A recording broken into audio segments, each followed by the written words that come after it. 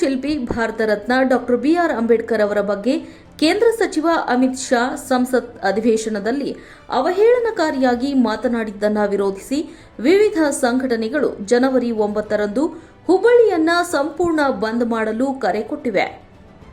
ಕೇಂದ್ರ ಸಚಿವರ ವಿರುದ್ಧ ನಿರಂತರ ಹೋರಾಟ ಮಾಡುತ್ತಿರುವ ಹುಬ್ಬಳ್ಳಿಯ ವಿವಿಧ ಸಂಘಟನೆಗಳು ಈಗ ಬಂದ್ ಮೂಲಕ ಸರ್ಕಾರಕ್ಕೆ ಬಿಗ್ ಶಾಕ್ ನೀಡಲು ಮುಂದಾಗಿವೆ.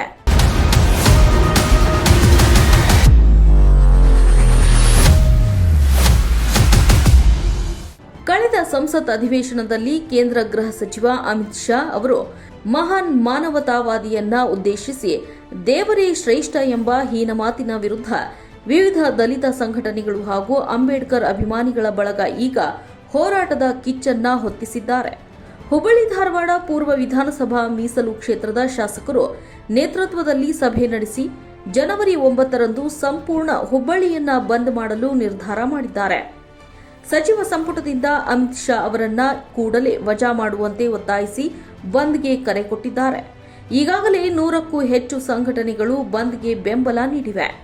ಬರುವ ಗುರುವಾರದ ಈ ಬಂದ್ಗೆ ಹುಬ್ಬಳ್ಳಿ ನಗರದ ಕೈಗಾರಿಕೋದ್ಯಮಿಗಳು, ವಾಣಿಜ್ಯೋದ್ಯಮಿಗಳು, ಆಟೋ ರಿಕ್ಷಾ ಚಾಲಕರು, ಖಾಸಗಿ ಟ್ಯಾಕ್ಸಿ, ಮ್ಯಾಕ್ಸಿ ಕ್ಯಾಬ್ ಮಾಲಕರು, ಚಾಲಕರಾಗಿರ್ಬೋದು, ಕನ್ನಡ ಪರ ಸಂಘಟನೆಯವರಾಗಿರ್ಬೋದು, ವಾಣಿಜ್ಯೋದ್ಯಮ ಸಂಸ್ಥೆಯವರಾಗಿರ್ಬೋದು, ಅಂಜುಮನ್ ಸಂಸ್ಥೆಯವರಾಗಿರ್ಬೋದು, ಇನ್ನಿತರೆ ದೇವಾಲಯ ಮತ್ತೊಂದಾಗಿರ್ಬೋದು, ಚಲನಚಿತ್ರ ಮಂದಿರಗಳಾಗಿರ್ಬೋದು, ಮಾಲ್ನ ಎಲ್ಲ ಸಂಬಂಧಪಟ್ಟಂಥ ಮಾಲೀಕರಾಗಿರ್ಬೋದು, ಅಂಗಡಿಕಾರರಾಗಿರ್ಬೋದು ಮತ್ತು ಸಾರ್ವಜನಿಕರು ವಿಶೇಷವಾಗಿ ಏನು ಇವತ್ತು ನಾವು ಬದುಕ್ತಾ ಇದ್ದೇವೆ ಅದು ಸಂವಿಧಾನಬದ್ಧವಾಗಿ ಕಾನೂನುಬದ್ಧವಾಗಿ ಬದುಕ್ತಾ ಇದ್ದೇವೆ. ಆ ನಿಟ್ಟಿನಲ್ಲಿ ಅಮಿತ್ ಶಾ ಅವರು ಹೇಳಿದಂಥ ಹೇಳಿಕೆಯನ್ನು ನಾವು ಏನು ಪ್ರತಿಭಟಿಸಬೇಕು ಅಂತ ತೀರ್ಮಾನ ಮಾಡಿ ಬಂದ್ ಕರೆ ಕೊಟ್ಟಿದ್ದೇವೆ. ಅದಕ್ಕೆಲ್ಲ ಅವತ್ತಿನ ಅಡಚಣೆಗಳನ್ನು ಅವರು ಬದಿಗೊತ್ತಿ ಅವರ ಒಂದು ತೊಂದರೆಗಳನ್ನು ಬದಿಗೊತ್ತಿ ಜಿಲ್ಲಾಡಳಿತಕ್ಕೂ ನಾವು ಕೋರ್ತೇವೆ, ಸಾರ್ವಜನಿಕರ ಸಹಕಾರ ಕೋರ್ತೇವೆ, ಜಿಲ್ಲಾಡಳಿತ ಪೊಲೀಸ್ ಇಲಾಖೆಗೂ ಕೋರ್ತೇವೆ.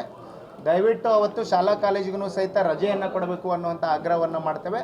ಬುದ್ಧ ಬಸವ ಅಂಬೇಡ್ಕರ್ ವಾದಿಗಳು, ಆಟೋ, ಕ್ಯಾಬ್, ಟ್ಯಾಕ್ಸಿ ಸಂಘಟನೆಗಳ ವ್ಯಾಪಾರಸ್ಥರು, ಕನ್ನಡ ಪರ ಸಂಘಟನೆಗಳ ಸಹಭಾಗಿತ್ವದಲ್ಲಿ ಸಭೆ ನಡೆಸಿ ನಿರ್ಧಾರ ಮಾಡಲಾಗಿದ್ದು ಹುಬ್ಬಳ್ಳಿ ಬಂದ್ ಮಾಡಲು ನಿರ್ಧಾರ ಮಾಡಲಾಗಿದೆ. ಈ ನಿಟ್ಟಿನಲ್ಲಿ ಪೂರ್ವ ಕ್ಷೇತ್ರದ ಶಾಸಕ ಪ್ರಸಾದ್ ಅಬ್ಬಯ್ಯ ಕೂಡ ಬೆಂಬಲ ಸೂಚನೆ ನೀಡಿದ್ದು ಶಾಂತಿಯುತ ಬಂದ್ ಮಾಡುವಂತೆ ಕರೆ ನೀಡಿದ್ದಾರೆ. ಈ ಸಂವಿಧಾನವನ್ನು ಶ್ರೇಷ್ಠ ಸಂವಿಧಾನವನ್ನು ಕೊಟ್ಟ ಒಬ್ಬ ರಾಷ್ಟ್ರ ನಾಯಕನ ಅಷ್ಟೇ ಅಲ್ಲ, ವಿಶ್ವ ನಾಯಕನಿಗೆ ಎಲ್ಲೋ ಒಂದು ಕಡೆ ಅವಮಾನ ಆಗಿದೆ. ಇವತ್ತು ಅಮಿತ್ ಶಾ ಅವರು ಕೂಡ ಆ ಸಂವಿಧಾನ ಅಡಿಯಲ್ಲೇ ಅವರು ಎಲೆಕ್ಟ್ ಆಗಿ ಇವತ್ತು ಒಬ್ಬ ಮಂತ್ರಿಯಾಗಿ ಕೆಲಸ ಮಾಡ್ತಾ ಇದ್ದಾರೆ. ಅಂಥವ್ರಿಗೆ ಇವತ್ತು ಆ ರೀತಿ ಅಪಮಾನ ಆಗಿದೆ ಅನ್ನುವಂಥದ್ದು ಅದನ್ನು ಖಂಡಿಸಿ ಅವರೆಲ್ಲ ಕೂಡ ನಾವು ಒಂದು ಪ್ರೊಟೆಸ್ಟ್ ಮಾಡ್ತೀವಿ ಅನ್ನುವಂಥದ್ದು, ಹುಬ್ಬಳ್ಳಿ ಬಂದ್ ಕರೆ ಕೊಡ್ತೀವಿ ಅನ್ನುವಂಥದ್ದು ಕೂಡ ಇವರು ಸಂಘಟನೆಗಳು ಹೇಳಿದ್ದಾರೆ. ಖಂಡಿತವಾಗಿ ಕೂಡ ಅಂಥದಕ್ಕೆ ನನ್ನ ಸಂಪೂರ್ಣವಾದಂಥ ಸಹಕಾರ ಕೂಡ ಇರ್ತದೆ. ನೈತಿಕವಾಗಿ ಬೆಂಬಲ ಕೊಡ್ತೀರಾ ಅಥವಾ ಹೆಂಗೆ ನಿಮ್ಮಂತ? ಸಂಪೂರ್ಣವಾಗಿ ನನ್ನ ಸಂಪೂರ್ಣವಾದಂಥ ಬೆಂಬಲ ಎಲ್ಲ ರೀತಿಯ ಭಾಗವಹಿಸ್ತೀರಿ ನೇರವಾಗಿ. ಅವ್ರಿಗೆ ಹೆಂಗೆ ಸಂಘಟನೆಗಳು ಕರೆದ್ರೆ ನಾವು ಖಂಡಿತವಾಗಿ ಅವ್ರ ಜೊತೆ ಶಾಲಾ ಕಾಲೇಜುಗಳಿಗೆ ರಜೆ ಕೊಡಬೇಕು, ಅವತ್ತು ತೊಂದರೆ ಆಗಬಾರ್ದು ಅನ್ನೋ ಉದ್ದೇಶಕ್ಕೆ ನಾವು ನಮ್ಮದೇನಿದೆ ಶಾಂತಿಯುತವಾಗಿ ಯಾವುದೇ ಪ್ರೊಟೆಸ್ಟ್ ಇದ್ರೂ ಕೂಡ ಶಾಂತಿಯುತವಾಗಿ ನಡಿಬೇಕು ಅನ್ನುವಂಥದ್ದು ನಾನು ಎಲ್ಲ ಸಂಘಟನೆಗಳ ಪರವಾಗಿ ಅವ್ರಿಗೆ ವಿನಂತಿ ಮಾಡ್ಕೊಳ್ತಾ ಇದ್ದೀನಿ.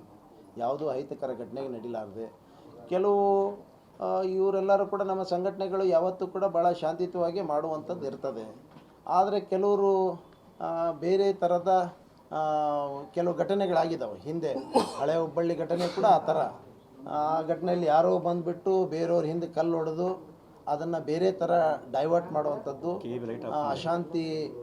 ಶಾಂತಿ ಭಂಗ ಮಾಡುವಂಥದ್ದು, ಅಶಾಂತಿ ಸೃಷ್ಟಿ ಮಾಡುವಂಥದ್ದು ಬಹಳಷ್ಟು ಈ ರೀತಿ ನಡೀತಾವೆ. ಅದಕ್ಕೆ ತಾವು ಭಾಳ ಜಾಗೃತಿಯಿಂದ ಕೂಡ ಈ ತಮ್ಮ ಹೋರಾಟ ಇರಲಿ ಅನ್ನುವಂಥದ್ದು ಕೂಡ ನನಗೆ ಅವರಿಗೆ ಒಂದು ಕಿವಿ ಮಾತು ಹೇಳಿದ್ದೀನಿ. ಒಟ್ಟಿನಲ್ಲಿ ಅಮಿತ್ ಶಾ ವಿರುದ್ಧ ವಾಣಿಜ್ಯ ನಗರಿ ಹುಬ್ಬಳ್ಳಿಯಲ್ಲಿ ಬಹುದೊಡ್ಡ ಕಿಚ್ಚು ಹತ್ತಿದೆ. ಹೋರಾಟದ ಕಾವು ನಿಜಕ್ಕೂ ಬಹುದೊಡ್ಡ ಬಿಸಿಯನ್ನ ಮುಟ್ಟಿಸುವುದಂತೂ ಸತ್ಯ. ಈ ಬಗ್ಗೆ ಕೇಂದ್ರ ಸರ್ಕಾರ ಹಾಗೂ ಬಿಜೆಪಿ ವರಿಷ್ಠರು ಯಾವ ನಿರ್ಧಾರ ತೆಗೆದುಕೊಳ್ಳುತ್ತಾರೆ ಅಂತ ಕಾದು ನೋಡಬೇಕಿದೆ. ನೀವು ನೋಡ್ತಿದ್ದೀರಾ, ಇದು ನ್ಯೂಸ್ 88 ಕನ್ನಡ, ಸುದ್ದಿಯ ಜೊತೆ ಸದಾ ನಿಮ್ಮೊಂದಿಗೆ.